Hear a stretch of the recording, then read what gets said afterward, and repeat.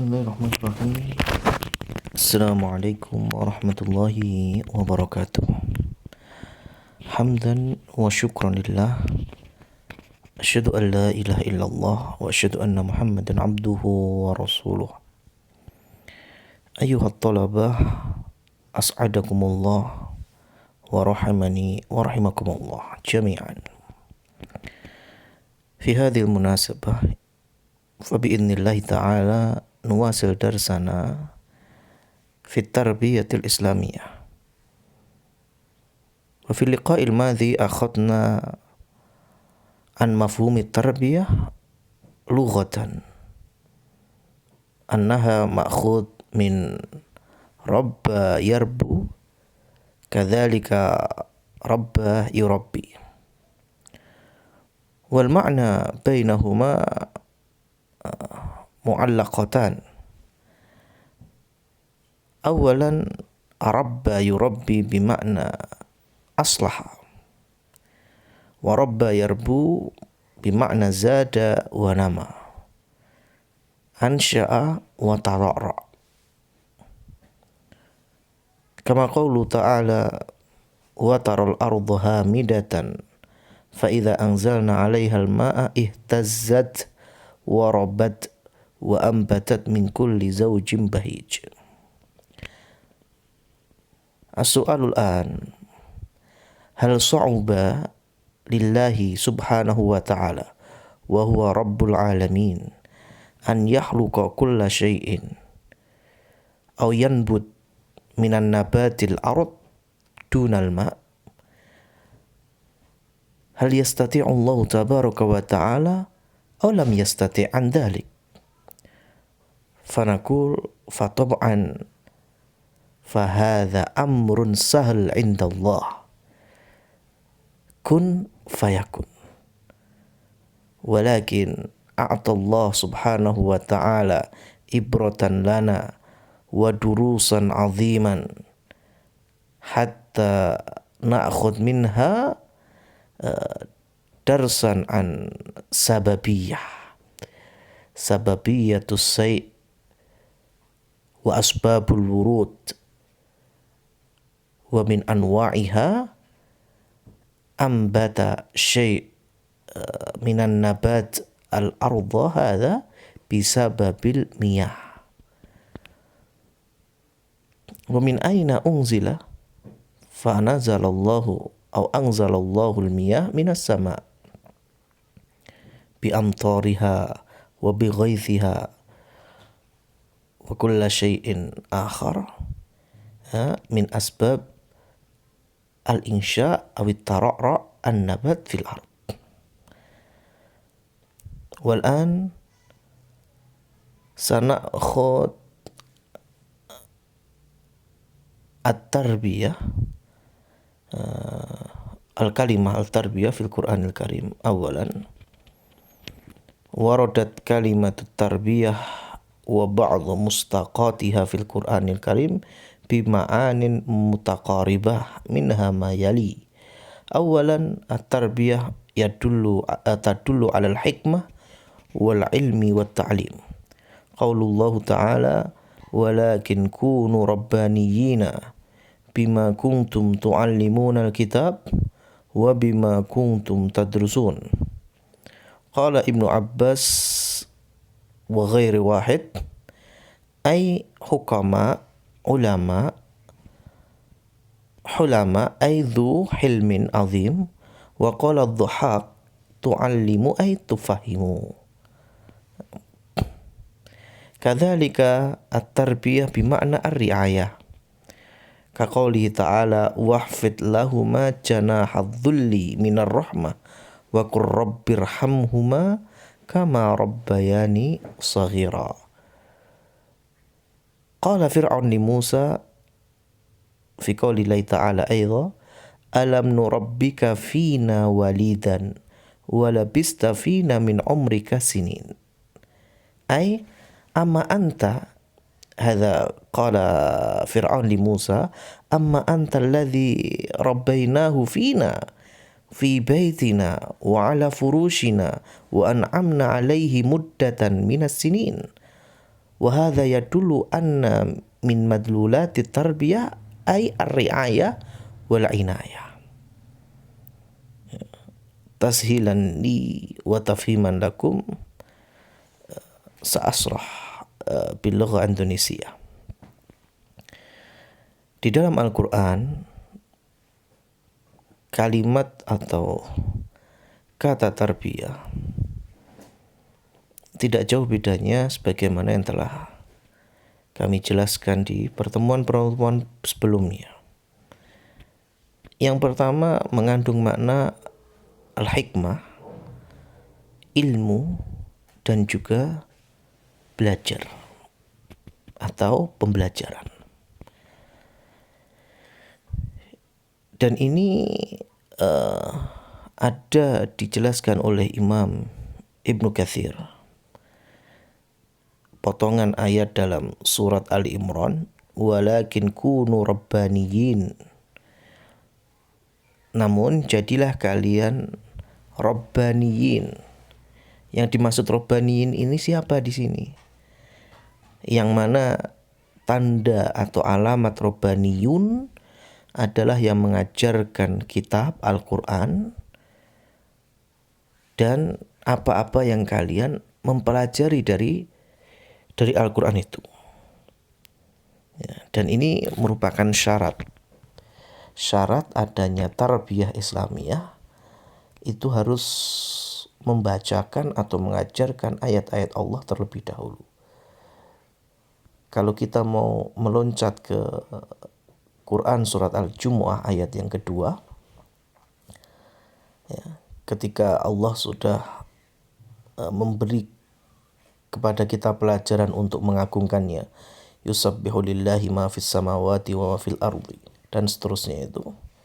Kemudian di situ Allah memberikan pelajaran kepada Nabi kita, yaitu Muhammad bin Abdullah sallallahu alaihi wasallam, untuk mengajarkan manusia dengan yatluna kitab Allah, membacakan ayat-ayat Allah, wa yuzakkihim, ya, kemudian mensucikan hati-hati mereka, baru wa yu'allimunan nasa, baru kemudian mengajarkan kandungan dari ayat-ayat Allah. Ya, jadi pelajaran yang berharga sekali bahwa Al-Quran itu diajarkan tidak mesti harus langsung hukum-hukumnya. Terlebih bagi orang-orang kafir, orang-orang yang tidak mengenal Allah. Bacakan saja di hadapannya, ya, tilawahkan atau perdengarkan. Tentunya ini yang Al-Quran, ya, berbahasa Arab, bukan terjemahan. Dan Allah yang maha membolak-balikkan hati, Allah yang membuka dan menutup hidayah itu sendiri. Berbeda dengan para tulabul ilm, para santri-santri, kalian memang dari kelas awal itu kan sudah tahsin, sudah ngaji, ya, bahkan ada tahfidz. Maka di level penuntut ilmu ya harus dikaji kandungan Qur'annya. Tetapi antara hanya membaca tilawah dengan mengkaji kandungannya, di sana ada tazkiyatun nufus. Ya, harus membersihkan hati dari berbagai macam penyakitnya yang ada di pelajaran tazkiyatun nufus atau akhlak. Nah,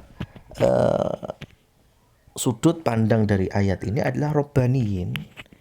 Imam Ibnu Katsir, dan tentunya beliau menukil dari ucapan Abdullah ibnu Abbas, dan bukan satu-satunya yang menyatakan bahwa yang dimaksud dengan rabbaniyin yaitu para hukama, orang-orang ahlu hikmah, wa ulama, ya. Maka ada istilah ulama rabbani. Apa tuh ulama rabbani? Ulama yang benar-benar mentarbiyah dengan ilmu, dengan burhan, dengan hikmah, dan itu lillahi ta'ala. Nah, lillahi ta'ala, dari keikhlasan itu kemudian turun metodenya juga menggunakan metode Rasulullah Shallallahu Alaihi wasallam. Jadi keikhlasan di dalam mendidik dan membina khususnya yaitu kaum muslimin ya, itu sangat penting. Kenapa di pelajaran tadris juga berkali-kali kami mengingatkan supaya kalian mengawali untuk terjun di lapangan, entah nanti di TPA, entah nanti di kelas, entah nanti di kajian umum. Ya, ini sebagai stepnya sebelum naik mimbar, sebelum masuk kelas. Ya, setidaknya 2-5 menit kembali mengoreksi hati untuk mengikhlaskan semuanya ini lillahi ta'ala. Untuk tidak ya mencari ketenaran. Ya, kemudian kalau bahasanya sekarang kan follower atau yang semacamnya, tapi gunakan semuanya ini hanya ikhlas lillahi ta'ala. Kemudian dari ilmu dan hikmah ya, akan membawa perbaikan umat sehingga menjadi murabbi itu bukan kemudian nantinya harus ngurusi urusan-urusan yang terkait dengan akhirat 100%. Enggak. Ya, urusan dunia juga dibutuhkan tarbiyah. Tarbiyah Islam juga. Kenapa? Karena di sisi lain kalau nantinya muncul ada orang menemukan benih jagung satu pohon bisa 5 tongkol atau 6 tongkol, kemudian panen, tapi habis itu tidak bisa lagi dibenihkan kecuali harus membeli di salah satu pabrik tertentu dan itu harganya mahal. Maka penemuan-penemuan seperti ini aslinya bukan maslahat untuk kaum muslimin khususnya ya, dan manusia secara umum. Ini jelas pure materi. Lah fungsi kita ya, turun kepada masyarakat, kepada umat. Ya, mungkin nanti di kalangan kalian ada yang punya penemuan ya, benih ini habis panen masih bisa lagi dibenihkan sampai 5 kali umpamanya. Dan itu dengan harga yang sangat miring atau mungkin bahkan tanpa harus mengeluarkan biaya. Masya Allah, ini namanya islah. Dan antum menjadi muslih saat itu. Ya, jangan dikira ada penemuan, ketemu di planet Mars, ya manusia bisa hidup di sana, manusia bisa menemukan air, oksigen, macam-macam. Kalau tujuannya hanya ingin memindahkan manusia dari bumi ke Mars atau ke planet lain, maka tentunya ini menyelisihi dari sunnatullah. Ini bukan tarbiyah namanya. Kenapa? Karena Allah Subhanahu wa taala dengan jelas menyebutkan bahwa manusia itu Allah turunkan sebagai apa? Khalifah fil ardi. Di mana? Di bumi. Berarti tempatnya manusia itu memang bumi. Kecuali kalau kalian meneliti planet-planet lain untuk pengetahuan sains ya, atau mungkin keajaiban dari ciptaan Allah, untuk kemudian membungkam alasan-alasan dari ilmuwan musyrik, orang kafir, ini bagus. Tapi kalau misi besarnya adalah memindahkan manusia supaya tidak cuma tinggal di bumi tapi bisa tinggal di planet lain, maka ini percuma. Bahkan ini tabdzir. Ini yang memiliki hanya kaum muslimin saja, berangkat dari apa? Berangkat dari robbaniyin.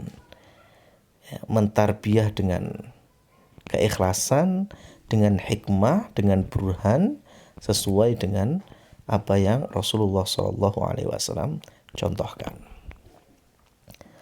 Makna yang kedua ya adalah ar-riayah. Apa itu ar-riayah? Membina, ngemong ya, atau yang semisal dengan itu. bersumber dari ayat yang mengkisahkan Fir'aun. Ya, salah satunya ya. Alam nurabbika fina walidan walabista fina min umurika sinin. Jadi ketika Nabi Musa berhadapan dengan Fir'aun dan mendakwahkan tauhid, Fir'aun itu dengan mudah sekali membalas ucapan dan seruannya Nabi kita Musa juga. Bukankah kami, hei Musa? Lihat, Musa itu bayi ketika dikelek nih sama ibunya, kemudian masuk di istana Fir'aun. Semenjak itulah hidup dan besar di istana Fir'aun. Hei Musa, kamu itu kecil, kita hidupi di sini. Nurabbika fina, kami didik, kami ngomong kamu di sini. Bahkan aku ini menjadi walida, ayahmu, orang tuamu. Walabista fina, engkau tinggal berdomisili, urip di sini. Makan di sini, minum di sini, berpakaian di sini. Min umrika sinin, dan itu bertahun-tahun. Artinya masa kecil dari bayi Nabi Musa itu hidup dengan harta-harta Fir'aun, katakanlah demikian. Lah kok sekarang gede-gede malah ingin ya, mendakwahkan yang itu bersinggungan dan berkebalikan dengan keyakinan Fir'aun. Oleh karenanya kalau kita memahami doa yang sangat familiar, ya, yang kita jadikan sebagai doa nomor 2 ini setelah sabu jagat, yaitu Rabbis shrahli sodri wa yassir li amri wahlul 'uqdatam min lisani yafqahu qawli. Ini ada pelajaran berharga sekali yang diambil dari kisah Nabi Musa. Nabi Musa ketika diminta oleh Allah, ayo Musa pergi ke Fir'aun innahu tagha, karena dia telah melampaui batas, bahkan sampai menyatakan ana rabbukumul a'la. Tapi kemudian Nabi Musa minta beberapa permintaan. Yang pertama, Rabbis shrahli sodri, ya Allah jembarkan, lapangkan dadaku. Ya, minta kesabaran yang luwes, yang sembodo, yang legowo. Ishrahli sodri wa yassirli amri, dan permudah urusanku. Nah, yang ketiga ini wahlul 'uqdatam min lisani yafqahu qawli, dan apa istilahnya, hilangkan uqdah. Nah, ini uqdah ini diartikan yang paling merebak di kita bahwa Nabi Musa itu cadel. Ya, Nabi Musa itu cadel. Kenapa kok cadel? Nah, Imam Ibnul Qayyim nanti di akhir kisah ini kami sebutkan, Imam Ibnul Qayyim tidak terima dengan alasan Nabi Musa cadel. Sebabnya ketika masih kecil, dikasih pilihan air atau bara api itu, kemudian milih bara api, kemudian dimasukkan mulut, terus dilepeh. Mulai saat itu lidahnya Nabi Musa cadel. Dan Imam Ibnul Qayyim tidak terima, maka ini merupakan kisah Israiliyat yang palsu, karena gak masuk logika. Sekarang kita yang orang dewasa aja, nyekel bara saja itu langsung diguak, spontan, apalagi kok sampai dimasukkan mulut. Maka apalagi bayi yang kulitnya lebih sensitif. Maka cerita ini gak masuk logika, nalar. Maka yang dimaksud dengan uqdah itu bukan cadel Nabi Musa. Nabi Musa itu memang ini Imam Ibnul Qayyim menjelaskan Nabi Musa itu lisannya ajul. Apa itu ajul? Ajul itu jadi orang itu kalau sudah berada di tingkat kemanusiaannya yang emosinya memuncak, itu ada orang yang nggak bisa berkata-kata. Ya, saking marahnya. Nah, itulah yang terjadi di Nabi Nabi Musa alaihissalam.